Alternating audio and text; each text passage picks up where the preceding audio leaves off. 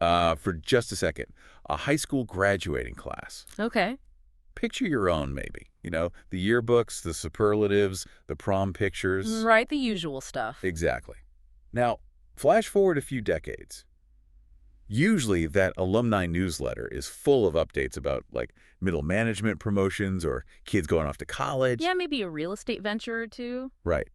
But I want you to imagine opening this specific newsletter and seeing some of the students sitting in your homeroom went on to become presidents. Oh. Others became heavily armed guerrilla commanders in the mountains. That is a pivot. And some of those students ended up ordering the executions of the kids who sat right next to them in math class. Man. I mean, it is a scenario that completely shatters our normal understanding of how a life path unfolds, Yeah, it really does. Because when a generation comes of age in the shadow of a decaying empire, the stakes of their teenage years are just, well, they're almost impossibly high. Welcome to the Deep Dive. Today we're taking you into the life, the biography, and the, frankly, staggering historical achievements of a man named Woldeyesus Ammar. Yeah. We're looking at a lifelong Eritrean political activist, a journalist, and an intellectual. And our stack of sources for this one is dense and incredibly fascinating. He really is. We're drawing from his own highly critical essays, historical biographies, and some deep excerpts from his 2024 book, which is called Eritrea's 135-Year Trajectory. And we should probably set the frame right away for why this actually matters to you listening. Yes, absolutely. Ammar's life is arguably the perfect human lens through which to understand Eritrea's entire 135-year evolution. Which is a lot of ground to cover. Oh, it's huge. I mean, we are looking at a geographic region making a brutal century-long journey from an Italian colony through British administration into an Ethiopian federation and finally to a modern, fiercely independent state. Right. But beyond the shifting borders, Ammar's story proves something really universal. History isn't just a ledger of what happened out on a battlefield. No, it's totally not. Right. History is dictated by who survives to hold the pen, Who gets to narrate the victory and who gets deliberately erased from the margins.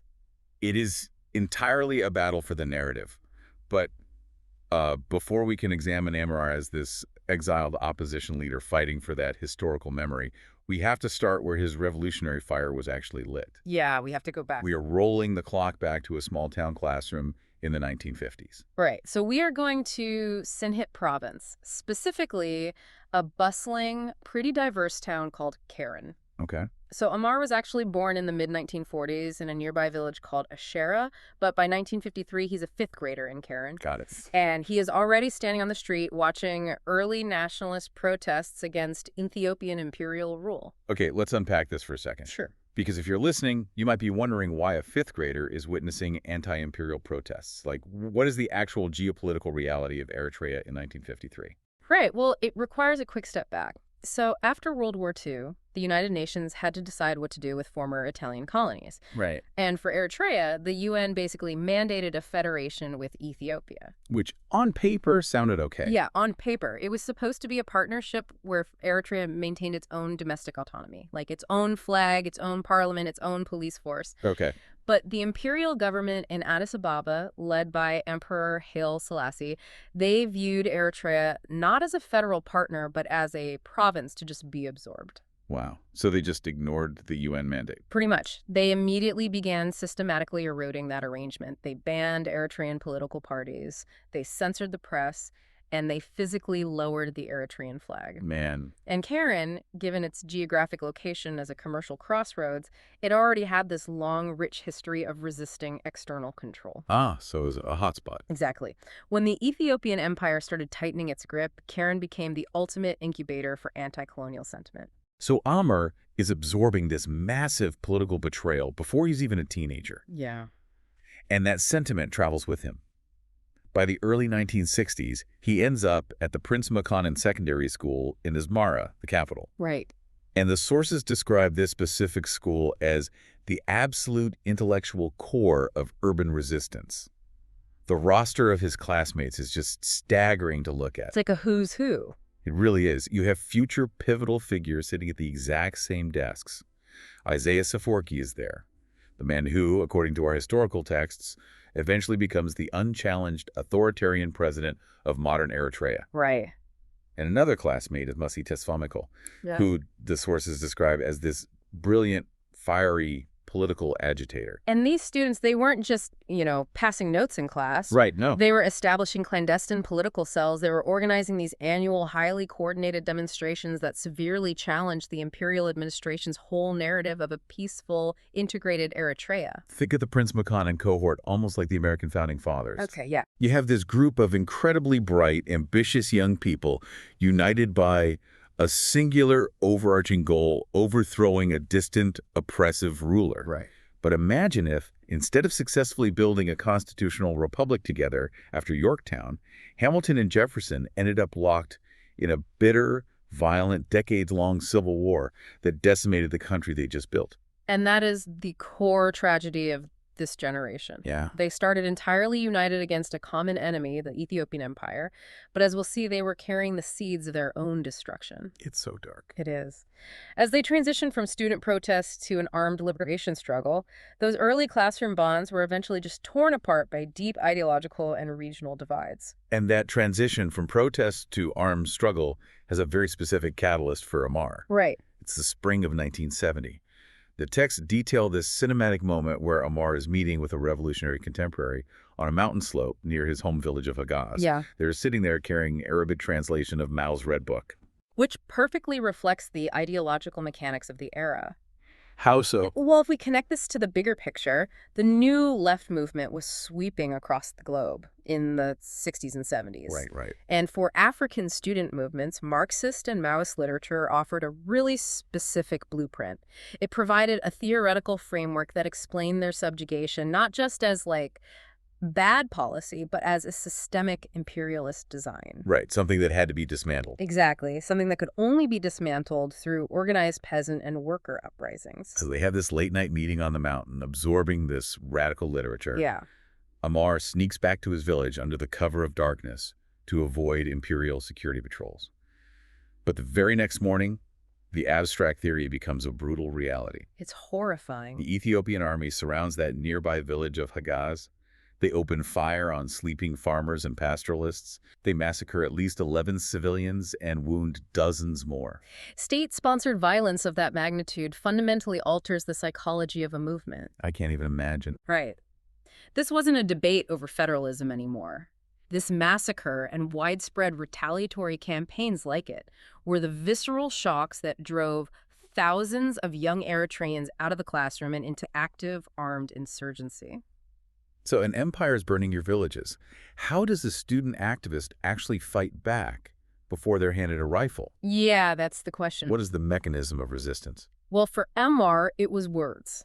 He was uniquely equipped for this, actually going on to earn a diploma from the UK's prestigious Thomson Foundation for Journalism. And he took that formal training in mass communication back to Addis Ababa, stepping right into a period of intense intellectual ferment. Right. He starts working alongside a prominent circle of Ethiopian and Eritrean journalists who are all trying to navigate this massive state censorship apparatus. And one of his closest associates in the circle was Jacob Woldeyesus, the very first Ethiopian editor-in-chief of the Ethiopian Herald. Woldeyesus had a very specific goal. He wanted to write highly critical essays denouncing the imperial administration's failures. He wanted to publish editorials with blazing titles like Rotten at the Root, which is bold, super bold. But there's a glaring problem. He has to get these articles past the state security cadres, the censors, who review every single word before the ink hits the paper. And this is where we see a brilliant exploitation of authoritarian bureaucracy. Oh, it's so smart. Because totalitarian systems usually prioritize blind loyalty over actual competence when hiring security cadres. So Woldeyesus just weaponizes that incompetence. Exactly. To protect his writers and get the critique into print, he deliberately wrote his articles using highly complex, obscure, archaic English vocabulary. Yeah. He essentially exploited the linguistic limitations of the state censors. The censors would read these blistering critiques of the government, but because they couldn't actually comprehend the archaic vocabulary, they were too terrified to admit their ignorance to their bosses. Right, they didn't want to look stupid. Exactly. So they just stamped it and let it go to print. It's a masterclass in subversive compliance. It shows us that censorship regimes always have a blind spot. A smart dissident can always find a loophole in the censor's intellect. And it wasn't just journalism that was finding loopholes, it was fiction too. Oh yeah, the literary dissent. Yeah, this intellectual circle, included a writer named A.B. Gubenya, who wrote a satirical novel in 1962 called Ali Weladim, which translates to I Refuse to Be Born. Such a powerful title. It is. It's about a fetus who is conversing with his mother from the womb, and he flat out refuses to enter the world because he learns about all the corruption, the hunger, and the tyranny waiting for him outside. Wow. According to the texts, the imperial government was so deeply threatened by this novel that they confiscated and burned almost all the copies. They burned a satirical novel about a baby. Yeah. But I have to push back here, though. Okay, go for it. Because if I'm listening to this, I'm thinking people's villages are being surrounded by the military, farmers are being massacred in their sleep. Right. How does using archaic English vocabulary in a newspaper or writing a weird satirical novel about an unborn baby practically help a revolution? Doesn't that just preach to a tiny, educated elite in the capital? When the stakes are life and death, words feel a little flimsy. Right. And that is the exact critique often leveled at intellectual resistance. Yeah. But if we connect this to the bigger picture and look at the mechanics of how regimes maintain power, authoritarianism fundamentally relies on the illusion of total control. Okay. The state needs the populace to believe they are all-seeing, all-powerful, and permanent. Satire and coded journalism crack that psychological facade. Oh, I see. Right. When a citizen reads an editorial that clearly insults the government and realizes the censors missed it, or hears about a banned book where a fetus rejects the empire, the spell of invincibility breaks. That makes a lot of sense. Yeah, these writings didn't stop bullets, but they built the necessary psychological infrastructure that allowed the armed struggle to actually take root. They gave the public permission to imagine that the empire was fallible. The intellectual groundwork, I see that. But eventually the pen can only do so much from within the belly of the beast. Ah, absolutely. As the armed struggle escalated in the 1970s, Ammar had to take his communication skills to the actual battleground. Or rather, to a completely different, arguably more chaotic battleground. Right. From 1975 to 1982, Ammar joins the Eritrean Liberation Front, the ELF. Okay. But he's managing their international public relations from Beirut, Lebanon. And here's where it gets really interesting. If you know your 20th century history, you know what's happening in Lebanon during those exact years. Right. It is entirely consumed by the Lebanese Civil War. Exactly. Yeah. He is operating a foreign information center for one revolution from the epicenter of another. Which is just wild to think about. I'm trying to picture the logistics of this. He is fighting a propaganda war for Eritrea while navigating militia checkpoints in Beirut. Yep. He's creating these multilingual posters in Tigrinya, Arabic, and English, frantically trying to build diplomatic support among Arab states and international organizations, all while literal artillery shells are destroying the neighborhoods around him. And operating in a dual war zone comes with a devastating personal and historical cost. What happened? During the intense violence in Beirut and subsequent security raids back in Addis Ababa, Ammar lost his extensive personal archives. I know. Yeah. His diaries, his meticulously kept historical notes, his taped interviews with key revolutionary figures, all of it destroyed. That's heartbreaking. It really is. Imagine yourself trying to preserve the delicate historical record of a fledgling nation, knowing that if a single mortar hits your apartment, decades of memory vanish. It highlights the extreme fragility of historiography in the global South. It is a historian's worst nightmare. But while he is physically in Beirut, the military situation back home in Eritrea is reaching a boiling point. The stalemate is shattered by a legendary event in 1975, the Semble prison break. Semble was a notoriously high-security military barracks and prison in Asmara, deeply guarded by Ethiopian forces. And the sources outline how ELF underground operatives pulled off something that defies belief. Oh, it's incredible. How do you break 1,000 people out of a fortress? You don't just storm the gates. They spent months secretly cultivating relationships with the Eritrean prison guards working inside. Right, working the inside angles. Yeah. They appealed to their shared regional identities, their shared families, their mutual exhaustion with imperial rule. They methodically convinced the guards to commit treason. And then, using ladders to quietly scale the wire fences in the dead of night, they orchestrated simultaneous, massive prison breaks. They freed 1,000 political prisoners and fighters. 1,000? Yeah. This included prominent political organizers like Woldeyesus Ammar, whom Ammar actually tracked down and interviewed a few years later to document the horrifying conditions inside the imperial prisons. They freed 700 from Semble and 300 from a provincial prison. They even commandeered a cargo truck to transport the sick and injured out into the liberated zones. This is a Wow. staggering tactical victory. But this is where our deep dive has to look at the incredibly dark underbelly of this revolution. All right. Because the Eritrean struggle wasn't just a unified front fighting against Ethiopian forces. No, not at all. According to the historical texts, Ammar's essays, and the broader historiography, the liberation movement was plagued by deeply fractured, often lethal internal conflicts. Right. You essentially had two major fronts vying for hegemony.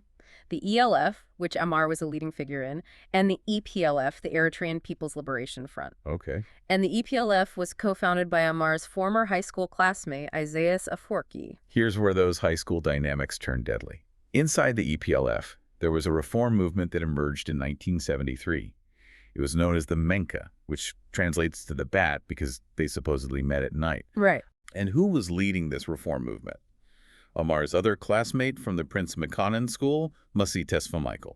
Ammar's historical accounts document that the Menka movement was essentially demanding democratic decision-making within the guerrilla army. Okay. They wanted military commanders to be elected by the fighters, and they wanted basic accountability for the leadership. Specifically, the sources note they were pushing back against what they saw as the growing, unchecked concentration of power under Isaías Afwerki. Wait, so Musi is demanding democratic town halls within an active guerrilla army? Yeah, pretty much. Historically, armed rebellions fighting a superpower don't usually tolerate internal debates about chain of command. I'm guessing Afwerki didn't schedule a vote. No, he did not. According to the source material, Afwerki viewed these demands as a fatal threat to the movement's survival. Right. He denounced the Menka group as counter-revolutionary. He ordered the immediate arrest of the organizers. And on August 11, 1974, Musi Tesfamichael, his own high school classmate, along with 10 other reform leaders, were executed. Executed by the people they grew up with. Yeah. Ammar's writings argue that this moment established a permanent mechanism of zero tolerance for dissent. That's chilling. What the sources document here is a tragedy of factional bloodshed. According to Ammar's critiques, the EPLF systematically suppressed internal alternatives, and on a broader scale, they engaged in a brutal liquidation war against the rival ELF. Wow. By 1981, the ELF was militarily defeated and forced entirely into exile.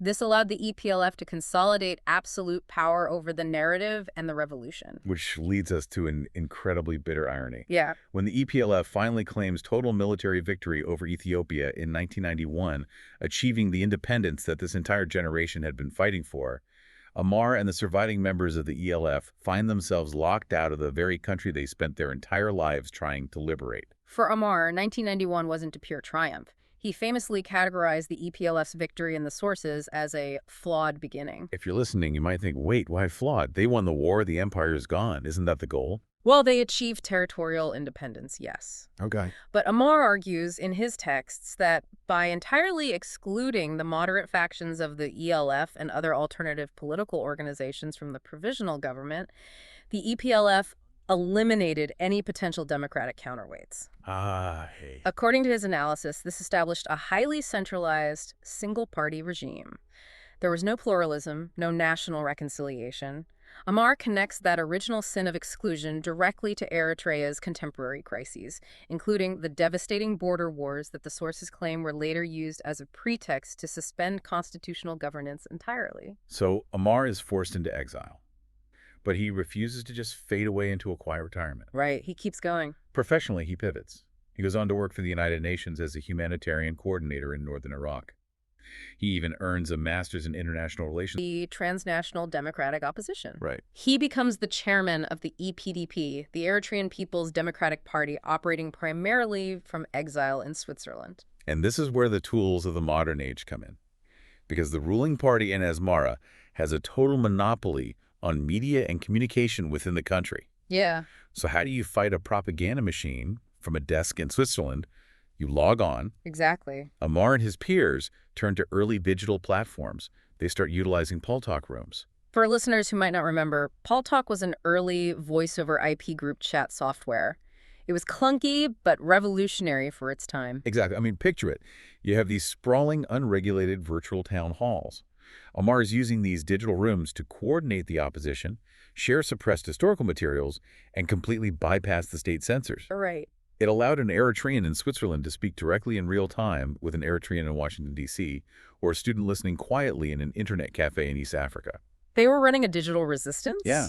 It was the modern equivalent of those late-night meetings on the mountain with the Red Book, trying to keep the foundational democratic ideals of the 1960s student movement alive across a scattered diaspora. But his most potent weapon in exile isn't software, it's historiography. The writing. He writes prolifically, sometimes operating under a pen name, Menhat Woldemariam.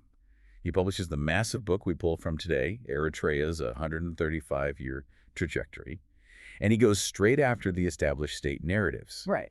He sharply critiques memoirs written by prominent EPLF figures like Mesfin Hagos and Alamsaid Tesfaye. What's fascinating here is the mechanics of his critique. How so? Ammar argues in his book that these EPLF-centric histories suffer from deliberate omissions and harmful biases. He points out that they gloss over the brutal internal purges of the 1970s, and they minimize or entirely erase the crucial sacrifices, the Semble prison breaks, and the early contributions of the ELF. Wow. He is using his pen to actively challenge the historiography written by the victors. It's not like the cheesy true crime trope of digging up bodies of truth. It's more like the victors built a massive monolithic monument to themselves in the center of town. Okay, yeah. And Ammar is the guy standing right in front of it, holding the original architectural blueprints, pointing out to anyone who will listen exactly where they stole the bricks and whose names they scratched off the foundation. That is precisely the dynamic. Ammar's ultimate achievement might not be military, it is archival. Right. By meticulously documenting the Menko purges, the mechanics of the Semble infiltration, and the perspectives of the marginalized factions, he is ensuring that the blueprint for a democratic, pluralistic Eritrea isn't lost to amnesia. He is preserving the memory that another way was possible, and therefore could be possible again in the future. So what does this all mean? If you were listening to this right now, why does the life of an exiled Eritrean intellectual matter to your day-to-day life? It's a great question. Because Ammar's trajectory is a masterclass in how easily and how violently history can be rewritten by whoever happens to hold the territory at the end of a war. Yeah. His life shows us that safeguarding diverse perspectives, even when you are doing it from an apartment in exile, even when it is physically exhausting and emotionally devastating, is the ultimate defense against authoritarianism. The fight for freedom doesn't end when the ceasefire is signed. The battle just moves into the archives. This raises an important final question. I want to leave you with a thought to mull over when you take out your headphones. Okay. Think back to Ammar losing his physical archives, his diaries, his interviews in the violence of 1970s Beirut. Yep. He was forced to reconstruct the complex history of his revolution largely from sheer memory and relentless interviews. Yeah. We live today in an era of infinite digital cloud storage and instantly accessible data. We assume everything is permanent. But if all our modern communications were wiped out tomorrow by a solar flare, a catastrophic cyber attack, or simply a regime pulling the plug on the servers who, among us, would have the meticulous, unyielding memory to accurately rewrite the history of our own times? An incredibly sobering question to end on. From the high school classrooms of Karen to the digital Paul Talk rooms of Switzerland, that is the deep dive on the life and historical battles of Woldeyesus Ammar. Thanks for